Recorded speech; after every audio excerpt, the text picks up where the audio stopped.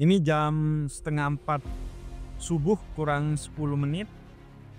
Kita lagi di Bandara Soekarno-Hatta untuk melakukan perjalanan terlama dan terjauh di dalam negeri yang pernah gua lakuin. Kita bakal kemana? Lu tungguin aja deh. Bismillah ya.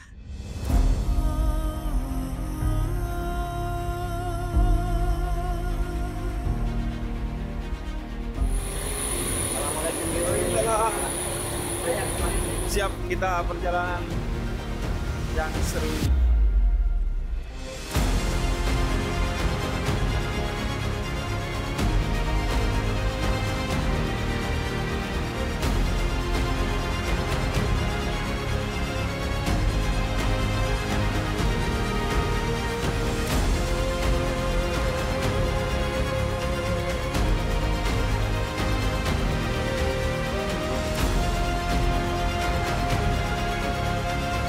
Allahu Akbar. Allahumma sholli ala Muhammad. Assalamualaikum warahmatullahi wabarakatuh. Alhamdulillah bisa sampai ke sini, utamanya silaturahmi.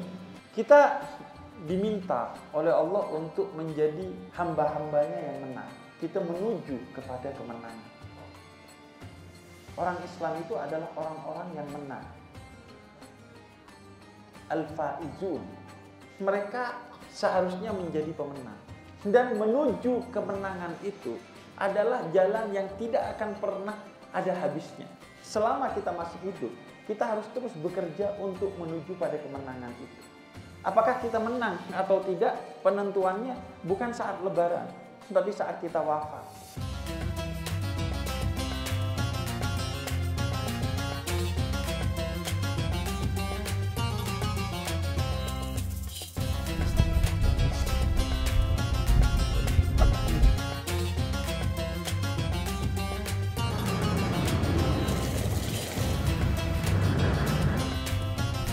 Lagi, Beb.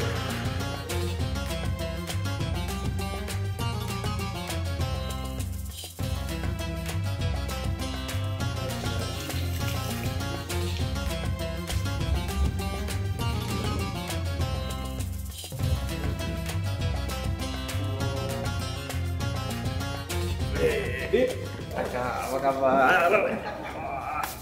Selamat datang di Masjid Soekarno. Terima kasih. Aku pengen ngobrol-ngobrol. Ya. Boleh nggak? Boleh. Yuk, kita ke sana yuk. Jadi ini satu jalan, kemudian kepisah.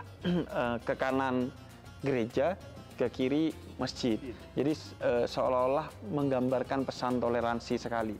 Bahwa kita berbeda jalan dalam kebenaran, tapi satu jalan dalam kebaikan. Keluar dari masjid, keluar dari gereja, sama-sama berniat untuk bekerja, menghidupi keluarga, bekerja sebagai ibadah, kemudian bersama-sama dalam berjalan. Jadi ini tadi selesai sholat, mereka selesai ibadah minggu, jalannya bareng karena satu lorong, jadi ketemu ya. Dan menariknya karena satu lorong dan satu tembok, akhirnya mereka saling mendengar ibadahnya masing-masing, sehingga saling memahami, karena seorang itu cenderung membenci sesuatu yang dia tidak pahami. Banyak stigma kan, oh orang Kristen tuh begini. Oh orang Islam itu begitu. Nah di sini stigma itu hilang karena betul-betul berdampingan, saling mendengar ibadahnya, kemudian nggak bisa memprovokasi, karena kalau memprovokasi di masjid langsung kedengeran gereja. Iya, gereja kalau provokasi langsung kedengeran masjid, langsung ditegur. Jadi akhirnya saling mengenal, makanya toleransinya bisa tinggi. Karena kita kalau dalam Al-Quran kan diperintahkan untuk ta'aruf, saling mengenal, bukan hanya memperkenalkan, tapi juga mengenal. Bukan hanya mengenal, tapi juga memperkenalkan diri agar tidak salah paham. Hari ini pun juga satu kehangatan buat kami. Kenapa? Ketika informasi bahwa Habib akan masuk, kami teman-teman asalnya harus siapkan. Oh iya, disiapkan nih tempat sama teman-teman dari Kristen nih yang menyiapkan. Gimana sih? Kita barengan Pak. Oh, barengan. Jadi barengan. kita kemarin itu sudah bagi-bagi tugas. Oh, bagi-bagi tugas. Ada yang bersih-bersih, kemudian ada yang ada istirahat bersih karena cukup berdebu di sini. Iya. Jadi sebenarnya bukan untuk menyambut saya saja, tapi untuk kebersamaan ini. Jadi mereka udah bekerja sama untuk bikin obrolan yang hangat ini. Saya sih percaya kalau itu kerjasama, karena kayaknya permadaninya ini bukan teman-teman gereja yang nyiapin. Ini khas masjid nih, bukan khas gereja nih. Jadi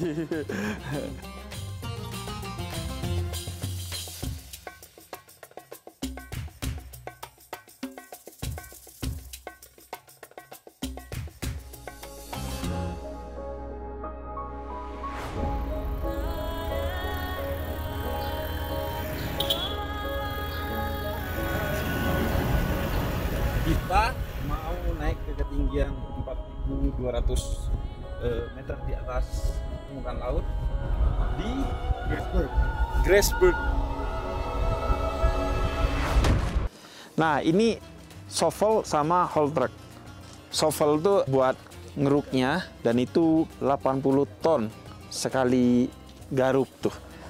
Nah, haul trucknya ini haul truck terbesar di dunia, 350 ton sekali ngangkut.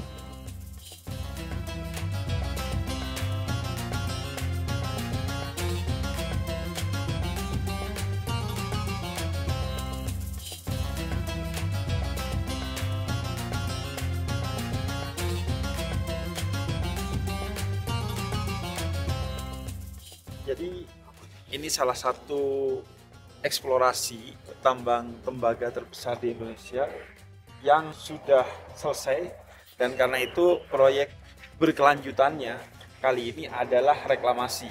Jadi kalau kita lihat rumput-rumput yang ada di sekitarnya ini adalah bagian dari reklamasi. Penambangan sebenarnya adalah sesuatu yang diperbolehkan dalam perspektif Islam. Kenapa? Karena kita adalah khalifatullah fil ard. Kita itu adalah wakil Allah yang ditugasi oleh Allah untuk memimpin eksplorasi terhadap alam yang ada, asalkan tentunya sebagai seorang pemimpin kita bertanggung jawab dalam eksplorasi itu dan tidak bersifat eksploitatif untuk kemanusiaan tanpa merusak alam, dan setelah selesai kita reklamasi kembali seperti yang kita lihat di belakang. Kita juga diajarkan dalam Islam bahwa sanurihim ayatina fil afaq wa fi anfusihim. Ini adalah ayat-ayat atau tanda-tanda kekuasaan Allah yang dari sini kita belajar tentang betapa mustahil ini semua dibuat oleh selain Allah, dengan segala kekayaan, keindahan, keteraturan, dan keunikannya. Kita diamanati oleh Allah untuk menjadi pemimpin sekaligus wakil Allah di muka bumi ini yang bertanggung jawab, dan bahwa kita sepatutnya menjadi hamba Tuhan karena semua keindahan dan keteraturan serta keunikan ini dan kemegahan ini adalah ciptaan dari Tuhan. Kita diajarkan untuk hidup bertumbuh. Seorang muslim, kata Nabi Muhammad, hari-harinya itu lebih baik dari hari-hari sebelumnya. Eksplorasi terhadap alam adalah bagian bagi kita untuk meningkatkan pertumbuhan kualitas hidup kita secara baik tanpa kemudian merusak alamnya. Karena itu dari sini kita mendapatkan tembaga dan hasil tambang lainnya yang itu bermanfaat untuk kemajuan manusia, kemaslahatan manusia yang kemudian menjadi baterai, menjadi handphone, menjadi listrik dan lain sebagainya, yang itu kita gunakan untuk hajat hidup orang banyak, untuk memajukan kemanfaatan dan perkembangan manusia agar memanfaatkan alam sebaik-baiknya untuk kehidupan manusia dengan tetap bersahabat dengan alam, dan pada akhirnya mengajak mereka berpikir bahwa mustahil semua ini ada tanpa kehadiran Tuhan.